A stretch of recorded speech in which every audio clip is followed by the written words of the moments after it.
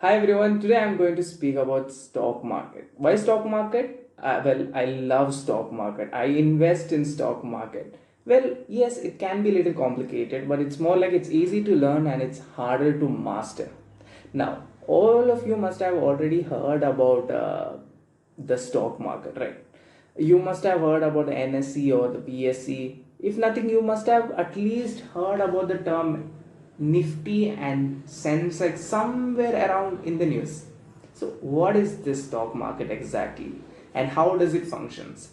That's exactly what you are going to look in this short video. So, stock market.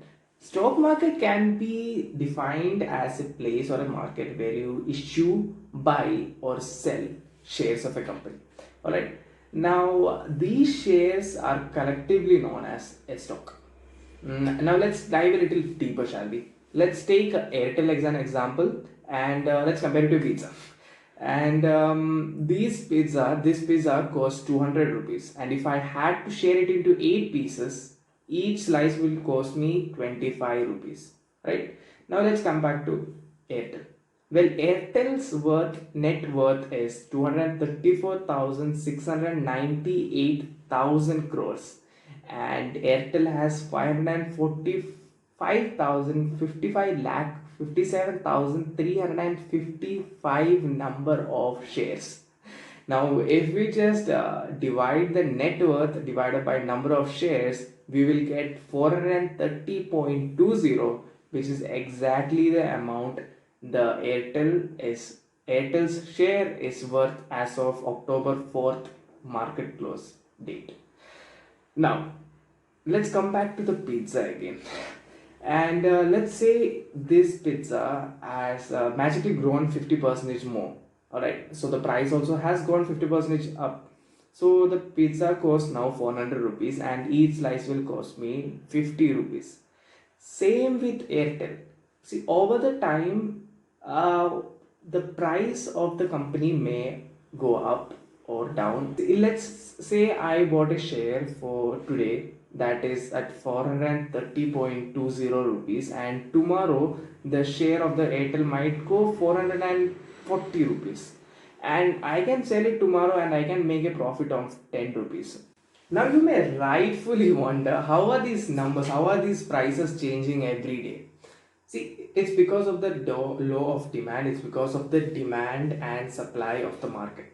Let me explain it to you. See, if a company is expected to do so well in the future, if a company is performing really well right now, there is a great demand for the share and more people wants to buy this share, right? So the sellers can have a higher and higher and higher price.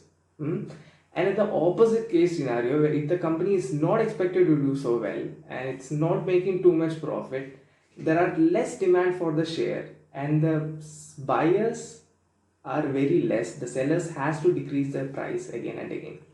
That's what happened. And in a live market, every second there is a price by the seller and a price by the buyer.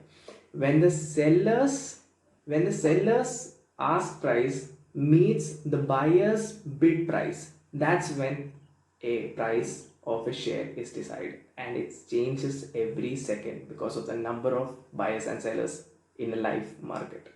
Now let me quickly brief you regarding some of the very important terms in the Indian stock market. NSE, BSE, Nifty and Sensex. NSE stands for National Stock Exchange and BSE stands for Bombay Stock Exchange. Well, these both are financial institutions which helps or facilitates in transferring of these shares, selling and buying of these shares.